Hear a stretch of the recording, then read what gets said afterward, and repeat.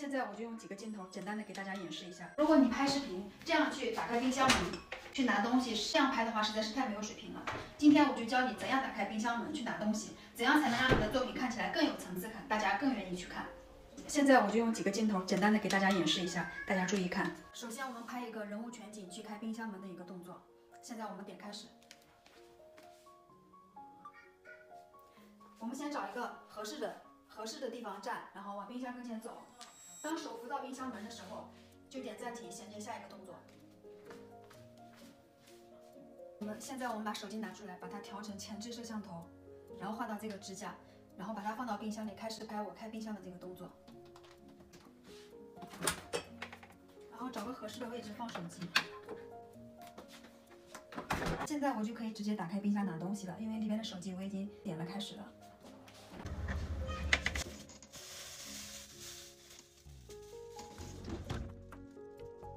现在开始把人物拿到菜，关冰箱门的一个中景拍摄。现在开始，现在点开始。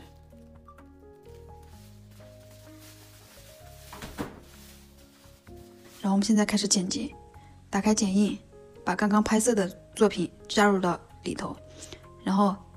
看人物出现在这儿，人物开始往冰箱处走的地方，然后把前边删除掉，走到冰箱摸住冰箱门的时候，然后把后边的也切掉。掐头去尾，意思就是这个前面都删掉，你看，然后从开始开冰箱这儿，我的这个眼睛瞟了2次镜头，然后我就把这个瞟镜头这个给它删掉，这样往回拉也行，你看这样往回拉也可以，也就删了。你看，然后拿菜，拿了菜，然后关冰箱，关到一半就不要再关了，把后边的删掉，拿菜出来关冰箱，好，这个动作就完了。就是这样。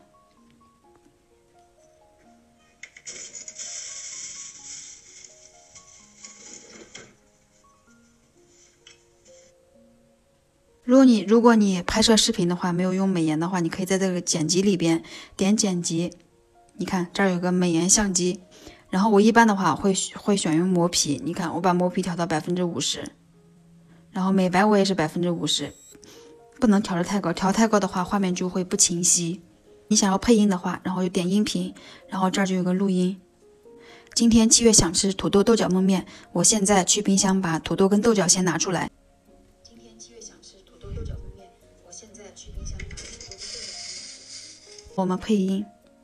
我一般的话是选择自己喜欢的音乐，但是如果你要选择配音的话，你就只能选择就是没有人声唱的那种，就是轻音乐。这个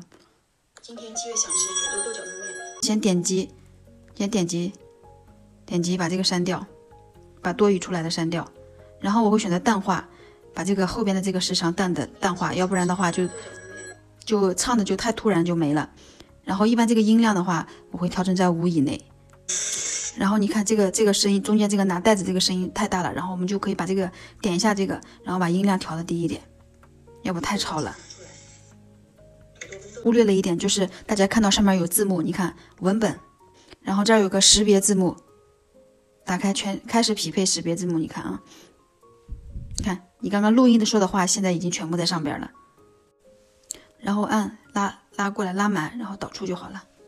今天7月想吃土豆豆角焖面，我现在去冰箱把土豆跟豆角先拿出来。